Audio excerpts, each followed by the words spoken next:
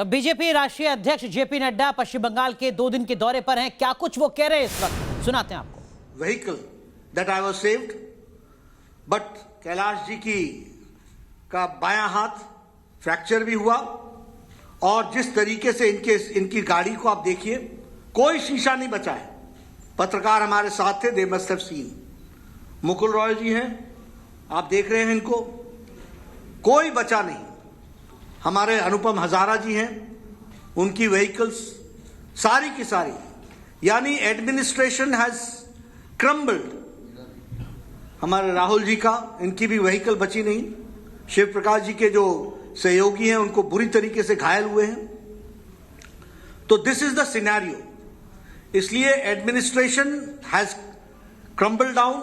There is no administration, प्रशासन नाम की कोई चीज नहीं है। राजनीतिक विद्वेष के साथ काम चल रहा है। क्या हम ऐसे ही बंगाल की कल्पना करते हैं? क्या यही रविंद्रनाथ टैगोर का बंगाल था जहां विचारों का आदान प्रदान होता था? क्या यही श्यामा प्रसाद मुखर्जी का बंगाल है, जिस श्यामा प्रसाद मुखर्जी ने इस बंगाल को विभाजित होने के साथ साथ बंगाल को बचाया, जहां पाकिस्तान ने का विभाजन करने में वो सक्षम रहे, और उन्होंने जम्मू कश्मीर में भी जम्मू कश्मीर को बचाने के लिए अपना बलिदान दिया। ऐसे जहां इंटरैक्शन होते रहे, पॉलिटिकल डिस्कोर्स होते रहे, पॉलिटिकल डिबेट्स होते रहे, क्या आज इस तरीके की कल्पना ममता जी की सरकार के द्वारा किया जा रहा है कि there will be no debate, there will be no discussion? मैं ममता जी को बताना चाहता हूं कि हमारा एक एक कार्यकर्ता सभी कंस्टिट्यूएंसीज में जाकर के भारतीय जनता पार्टी के लिए काम करेगा, कमल खिलाएगा और विचारधारा के आदान प्रदान से लोगों का दिल जीतेगा। इसके लिए हम काम करने वाले हैं। हम इस तरीके की घटना को कभी सहने वाले नहीं हैं। और इसी के साथ साथ मैं यह भी कहना चाहता हूं कि आज जब हम बात करते हैं तो हमको ध्यान में रखना चाहिए कि 1913 में रविंद्रनाथ टैगोर जी को गीतांजलि के लिए नोबेल प्राइज आज के ही दिन मिला था।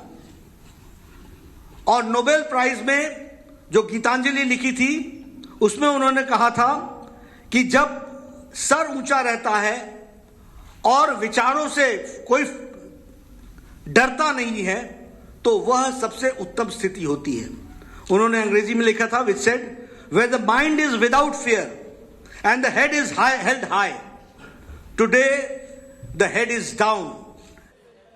तो दरअसल में बीजेपी के राष्ट्रीय अध्यक्ष जेपी नड्डा को यह सब कुछ कहना क्यों पड़ रहा है, बताना क्यों पड़ रहा है? दरअसल में आज की जो तस्वीरें पश्चिम बंगाल से सामने आई उसने हर किसी को चौंका दिया। ये रिपोर्ट देखिए।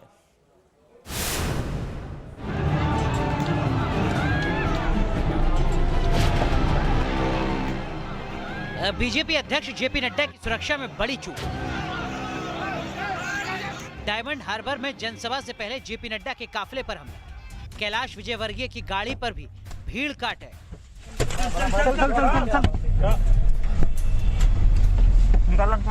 ये तस्वीरें मिशन बंगाल की तैयारी में जुटे बीजेपी अध्यक्ष जेपी नड्डा के काफिले पर हमले की। दरअसल नड्डा प्रदेश बीजेपी अध्यक्ष दिलीप घोष और पार्टी के बाकी नेताओं के साथ डायमंड हार्बर की तरफ जा रहे थे। इसी दौरान सिराकोल इलाके में भीड़ ने नारेबाजी करते हुए काफिले पर पत्थर बरसाने शुरू कर दिए।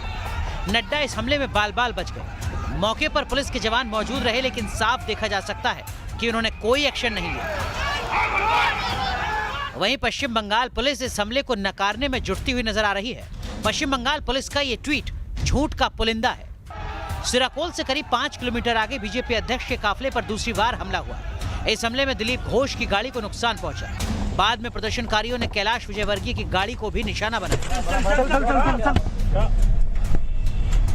माननीय नड्डा जी के पीछे हमारी गाड़ी थी, उनके ऊपर भी पथरा हुआ। उनकी तो बुलेट प्रूफ गाड़ी थी, पर हमारी गाड़ी पूरी तोड़ दी और टारगेट करके नाम चिल्ला के बोले।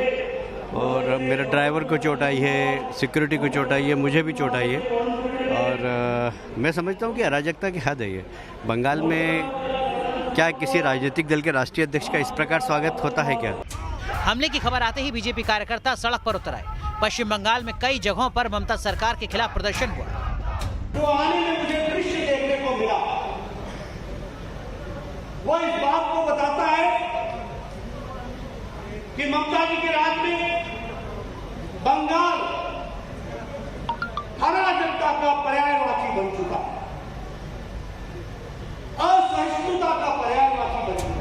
बीजेपी ने पार्टी अध्यक्ष जेपी नड्डा की सुरक्षा में चूक का मामला उठाते हुए गृह मंत्री से मामले की शिकायत की है। नड्डा जी का जो कार्यक्रम था शहर में, वहाँ वेस्ट बंगाल पुलिस का कहीं उपस्थिति नहीं थी।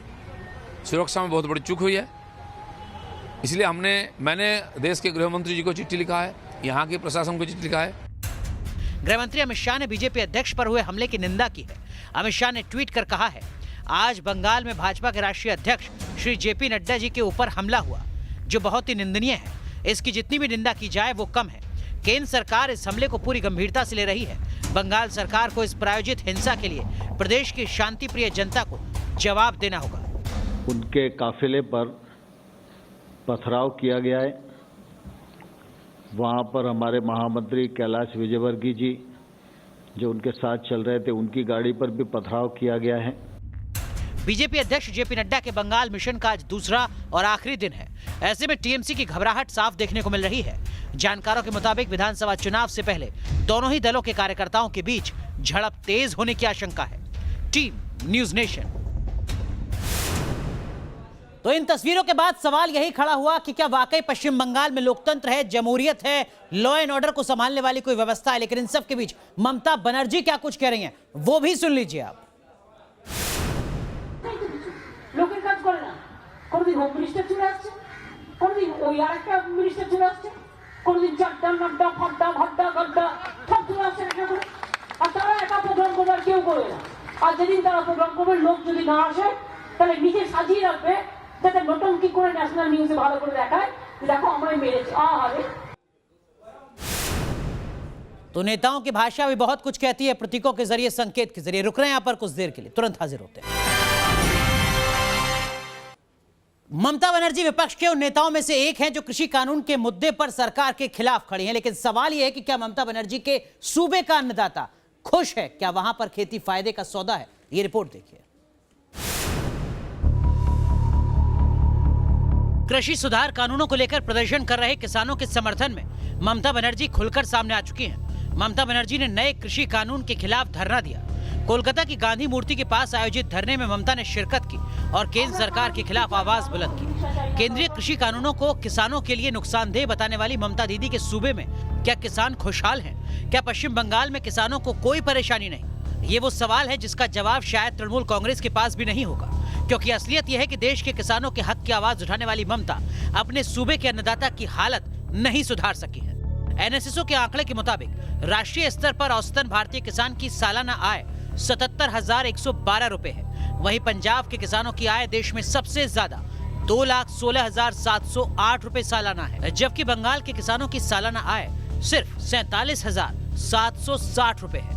मतलब बंगाल के किसान की सालाना आमदनी राष्ट्रीय औसत के मुकाबले सिर्फ 60% है, जबकि पंजाब के किसानों की आय के मुकाबले सिर्फ करीब 15%। ऐसे में किसानों के मुद्दे पर ममता की हुंकार कोई सियासत नहीं तो और क्या है। Team news nation. चलिए रुक रहे हैं कुछ देर के लिए, लेकिन जब लौटेंगे तो आपको दिखाएंगे हिंदुस्तान के लोकतंत्र का नया मंदिर।